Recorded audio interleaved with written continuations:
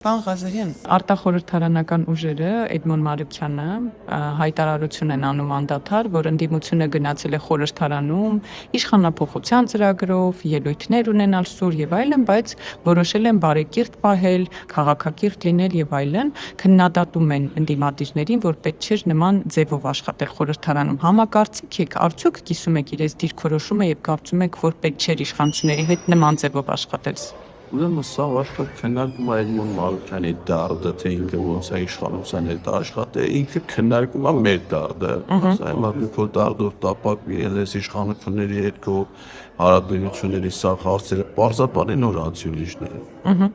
Ճիշտ եք կարծում, այսինքն այս ձևով աշխատել իշխանությունների հետ, ասեն ասեցի գնալ եք։ Ճիշտ կարծում եմ, մենք հանրակին ինչ-որ ճիշտ ենք կարծում եւ առաջին Էդմոն Մարուկյանի խորհրդերի կարիքը չունի, ես ուրեմն կդիմիկ։ Իսկ լսում եք արտախորհրդարանական ուժերին, ասում են այլ օրակարգով եք եկել, իշխանափոխության ավելի փափուկ եք, ավելի մեղմ եք իշխանությունների հետ, քննադատություններ շատ քիչ են հնչեցվում, հիմնական ելույթները չեն վերաբերվում իշխանությունների վարած քաղաքականությանը։ Նման ընդհանրական կարծիք գոյություն չունի, արտախորհրդարանական ուժերը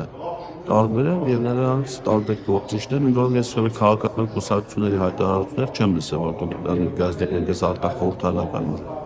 առանցիկ քաղաքական գործիչներ առանցիկ կարծիքներ են հայտնում, որոնք կարծիքներն ինչ-որ իմաստով արժանքի արժանի է։ Կարծիքները լսում եք, բայց այնպես հավաքական կարծիք չկա, ինչ-որ դուք մեջ բերեցիք։ Դա կարծում եմ հատվածական բերել, որտեղ կան նաև այլ կարծիքներ։ Ուժը Հայաստանից ինչ պետք է ակնկալի հանրությունը, օրինակ խորհրդարան գալով, կոնկրետ ինչ-որ Հայաստան դաշինքը, որ հիմա խմբակցության տեսքով ներկայացված խորհրդարանում ունի իր հստակ քաղաքական օրակարգը,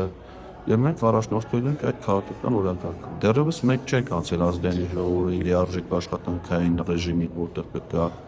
ծավալենք մեր քաղաքական գործունեություն։ Առաջին ազգային ժողովը մինչ այս մի քանի օրերի ընթացքում չնայած ինտենսիվ աշխատանքների ռեժիմում, սակայն դեռևս անկարևոր հարցերի ընդհանրապես ղեկավար մարմինների